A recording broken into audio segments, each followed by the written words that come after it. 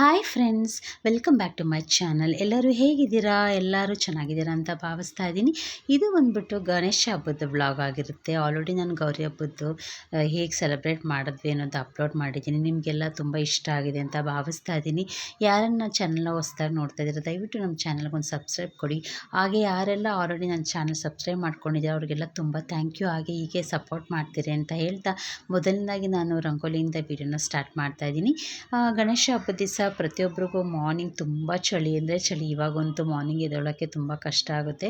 So ರಜೆಗಳಿರುತ್ತಲ್ಲಪ್ಪ ಸ್ವಲ್ಪ ಲೇಟಾಗಿ ಎದ್ದೇಳೋಣ ಅಂತ ಅಂದ್ಕೊಂಡ್ರೂ ಸಹ ಹಬ್ಬ ಇರೋದ್ರಿಂದ ಕೆಲಸಗಳಿರುತ್ತಲ್ವ. ಸೊ ಅದರಿಂದ ಯಾವುದೇ ರೀತಿ ನಾವು ಟೈಮ್ನ ಸ್ಪೆಂಡ್ ಮಾಡೋಕ್ಕಾಗೋದೇ ಇಲ್ಲ. ಹಬ್ಬಗಳಿದ್ದಾಗ ಫಸ್ಟು ಮನೆ ಕೆಲಸಗಳು ಮುಗಿಸ್ಕೋಬೇಕು ಅಂತ ಎಲ್ಲ ಪ್ರತಿಯೊಬ್ಬರು ಮನೆಯಲ್ಲಿ ಬ್ಯುಸಿಯಾಗಿರ್ತೇವೆ. ಸೊ ಮೊದಲನೇದಾಗಿ ರಂಗೋಲಿ ಒಂದು ಸಿಂಪಲ್ಲಾಗಿ ಬೇಗ ಆಗೋವಂಥದ್ದೊಂದು ಡಿಸೈನ್ನ ಸೆಲೆಕ್ಟ್ ಮಾಡಿಕೊಂಡು ಬಿಟ್ಬಿಡೋಣ ಅಂತ ರಂಗೋಲಿ ಬಿಡ್ತಾ ಇದ್ದೀನಿ.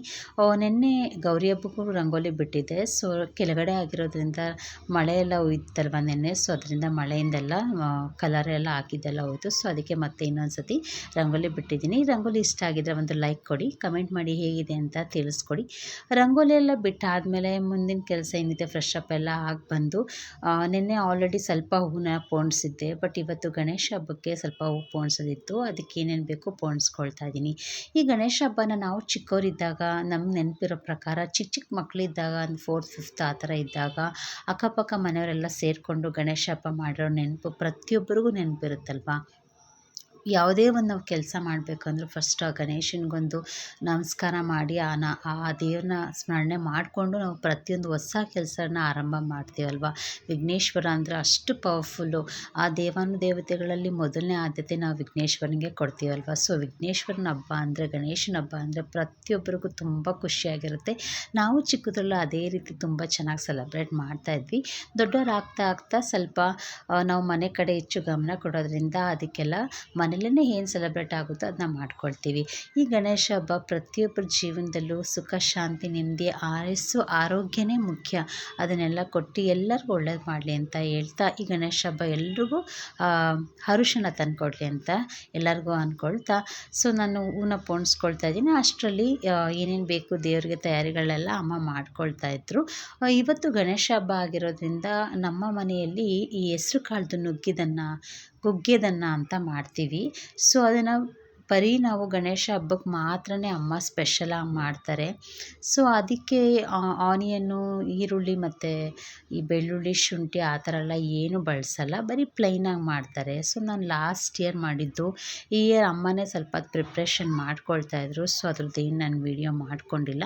ಸೊ ಕಳಶಕ್ಕೊಂದು ಸ್ವಲ್ಪ ಹೂ ಪೋಣಿಸ್ಕೊಂಡಿದ್ದೆ. ಹಾಗೆ ಗಣೇಶನಿಗೂ ವಿಘ್ನೇಶ್ವರಂದು ಮಣ್ಣಿಂದು ವಿಗ್ರಹಗಳು ತಗೊಬಂದಿದ್ದಾರೆ ಈ ಸತಿ. ಎವ್ರಿ ಟೈಮು ಅಷ್ಟೇ ಮಣ್ಣಿಂದೇ ಒಳ್ಳೆಯದು. ಕಲರೆಲ್ಲ ಹಾಕಿದರೆ ಅದು ತುಂಬ ಪೊಲ್ಯೂಷನ್ ಆಗುತ್ತೆ ಅಂತ ಮಣ್ಣಿನ ವಿಗ್ರಹಗಳು ಮಣ್ಣಿಂದ ಮಾಡಿರೋಂಥ ಗಣೇಶನ್ನೇ ತೊಗೊಬಂದು ಪೂಜೆ ಮಾಡಿದ್ರೆ ಪರಿಸರಕ್ಕೂ ಒಳ್ಳೆಯದು, ನಮಗೂ ಒಳ್ಳೆಯದು, ಚೆನ್ನಾಗಿರುತ್ತೆ ಅಂತ. ಸೊ ಹೂನೆಲ್ಲ ಪೋಣಿಸ್ಕೊಂಡಿದ್ದೀನಿ.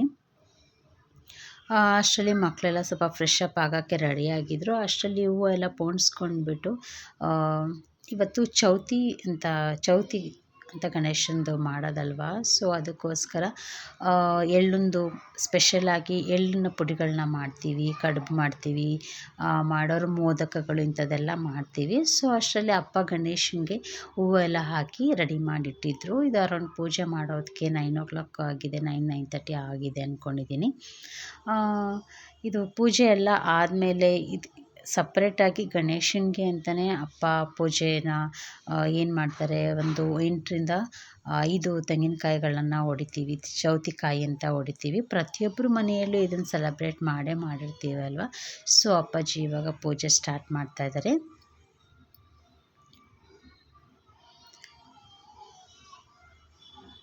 ಸಾಮಾನ್ಯವಾಗಿ ನಾವೇನೇ ಪೂಜೆ ಮಾಡಿದ್ರೂ ಏನೇ ರೆಡಿ ಮಾಡಿದ್ರೂ ಮನೆಯಲ್ಲಿ ಗಂಟನಾದನ ಯೂಸ್ ಮಾಡಿಕೊಂಡು ಪೂಜೆ ಮಾಡಿದ್ರೆ ಅದ್ರದ್ದು ವೈಬ್ರೇಷನ್ನೇ ಬೇರೆ ಇರುತ್ತಲ್ವ.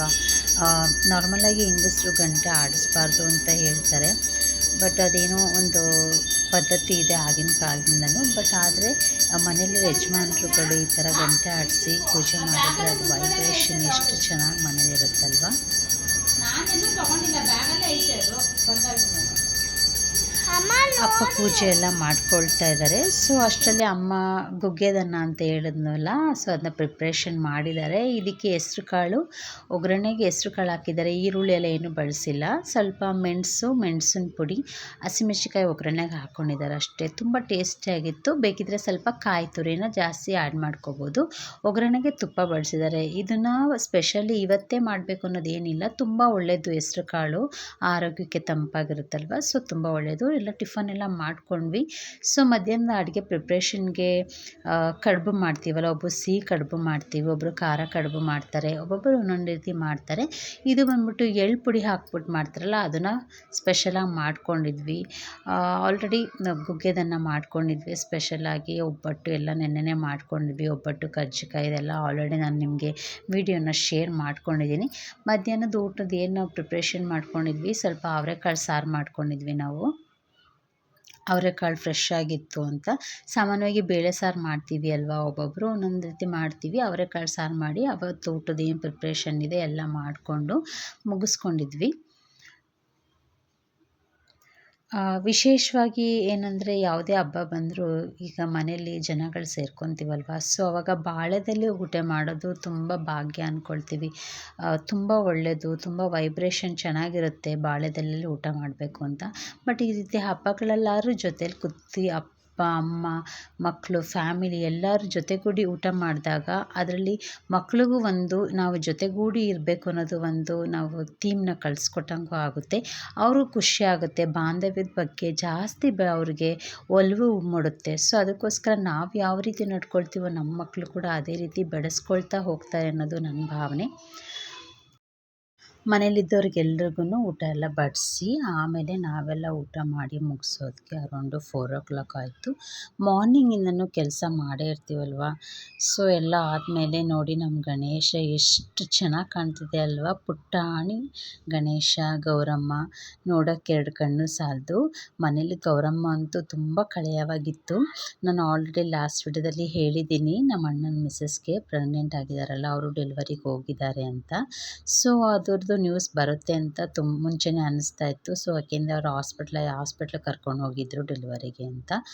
ಇನ್ನೂ ಟೈಮ್ ಇತ್ತಲ್ವ. ಸೊ ನಾವು ಅರೌಂಡೆಲ್ಲ ಪೂಜೆ ಎಲ್ಲ ಮುಗಿಸಿ ಇದ್ರದ್ದೊಂದು ವೀಡಿಯೋ ಕ್ಯಾಪ್ಚರ್ ಮಾಡ್ಕೊಳ್ತಾ ಇದ್ದೀನಿ. ತುಂಬ ಚೆನ್ನಾಗಿ ಬಂದಿತ್ತು. ಈ ಸತಿ ಗೌರಮ್ಮನಿಗೆ ಸೀರೆ ಉಡಿಸ್ಬಿಟ್ಟು ಮಾಡಿದ್ದೀವಿ ವಿಶೇಷವಾಗಿ.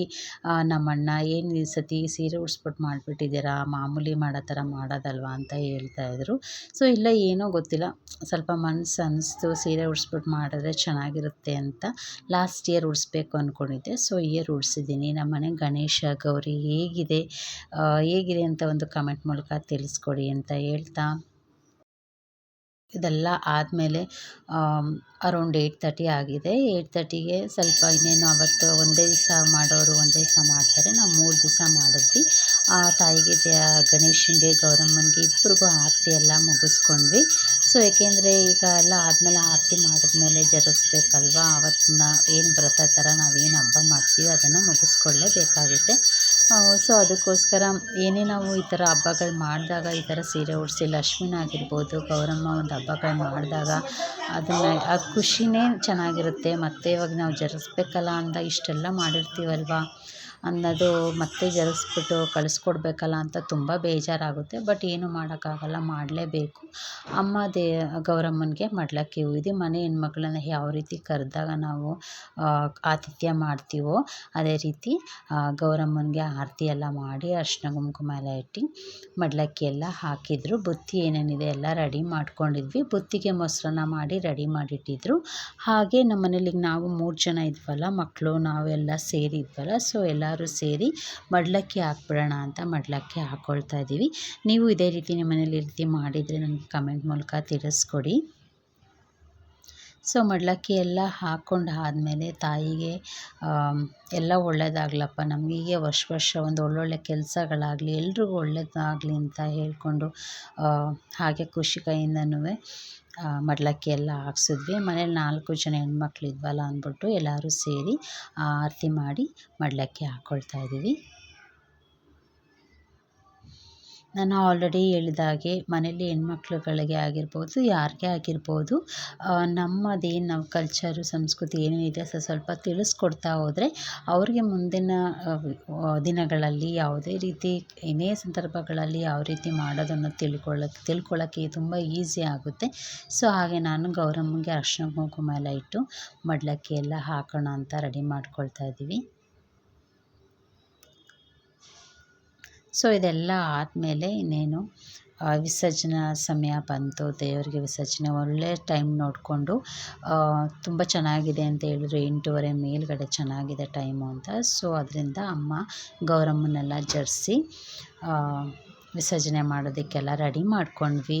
ಗಣೇಶನು ಹಾಗೆ ನಾವೇನೇನು ಎಲ್ಲ ಇಟ್ಟಿದ್ದೀವಿ, ಜೋಡಿಸಿರ್ತೀವಿ, ಹಣ್ಗಳು, ದೇವ್ರ ಮುಂದೆ ದೀಪಗಳು ಏನೇನು ಇಟ್ಟಿದ್ದೀವಿ ಅದನ್ನೆಲ್ಲ ಜರುಗಿಸ್ಬಿಟ್ಟು ಅದನ್ನು ನಾವು ಫಸ್ಟು ಕದಲಿಸಿದ್ದೀವಿ. ಸೊ ಗೌರಮ್ಮ ಅಂತೂ ತುಂಬ ಕಳೆಯಾಗಿ ಕಾಣ್ತಿದೆ, ಲಕ್ಷಣವಾಗಿ ಕಾಣ್ತಿದೆ ಅಲ್ವಾ, ನೋಡಿ ಎಷ್ಟು ಚೆನ್ನಾಗಿ ಕಾಣ್ತಿದೆ. ಸೊ ಇದೆಲ್ಲ ಆದಮೇಲೆ ನಾನು ಗೌರಮ್ಮನ ವಿಸರ್ಜನೆ ಮಾಡೋಣ ಅಂತ ತೊಗೊಳ್ತಾ ಇದ್ದೀನಿ. ನಮ್ಮ ಮನೆಯವರು ಗಣೇಶನ ತಗೊಂಡು ವಿಸರ್ಜನೆ ಮಾಡೋಕ್ಕೆ ಸ್ವಲ್ಪ ತುಂಬ ಕಷ್ಟ ಆಗ್ತಿತ್ತು ಅಲ್ವಾ. ಎಲ್ರಿಗೂ ಹಾಗೆ ಅನಿಸುತ್ತಲ್ವ. ಆದರೆ ಒಂಥರ ಖುಷಿನೂ ಇರುತ್ತೆ. ಏನೋ ಒಂದು ಹಬ್ಬದಲ್ಲಿ ನಾವೊಂದು ಈ ರೀತಿ ಆಚರಣೆಗಳು ಮಾಡಿದಾಗ ಮನಸ್ಸಿಗೂ ಖುಷಿ ಆಗುತ್ತೆ, ಸ್ವಲ್ಪ ಬೇಜಾರು ಆಗುತ್ತೆ ಅಲ್ವಾ.